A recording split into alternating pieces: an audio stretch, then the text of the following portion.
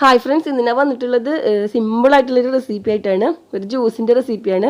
ഞാനിവിടെ peach fruit വെച്ചാണ് ജ്യൂസാക്കി എടുത്തിട്ടുള്ളത്. അപ്പോൾ നല്ല ടേസ്റ്റാണ്. നമുക്കിതെങ്ങനെ ചെയ്യുന്ന നോക്കാം. അപ്പോൾ ഇതിനോട് ഞാനിവിടെ 2 മീഡിയം സൈസിലുള്ള പീച്ച് എടുത്തിട്ടുണ്ട്. അപ്പോൾ പീച്ച് ചില സമയത്ത് നല്ല പുളിപ്പായിരിക്കും, എന്നാലും നല്ല ടേസ്റ്റാണ്. ആവശ്യത്തിന് പഞ്ചസാര ചേർത്ത് കൊടുത്താൽ മതി. അപ്പോൾ ഞാനിതൊന്ന് തൊലിയൊക്കെ കളഞ്ഞ് പീസാക്കി എടുത്തിട്ട് വരാം. അപ്പോൾ ഞാനിത് ചെറുതായി കട്ട് ചെയ്തെടുത്തിട്ടുണ്ട്. നമുക്കിതൊരു മിക്സിയുടെ ജാറിലേക്ക് ഇട്ട് കൊടുക്കാം. ഇതിലേക്ക് നമുക്ക് ആവശ്യത്തിന് പഞ്ചസാര ചേർത്ത് കൊടുക്കാം. ഞാനിവിടെ ഒരു 1.5 ടേബിൾ സ്പൂൺ ഇട്ട് കൊടുത്തിട്ടുണ്ട്. അപ്പോൾ നിങ്ങളുടെ പീച്ചിൻ്റെ പുളിപ്പൊക്കെ അനുസരിച്ച് മധുരം ചേർത്ത് കൊടുത്താൽ മതി.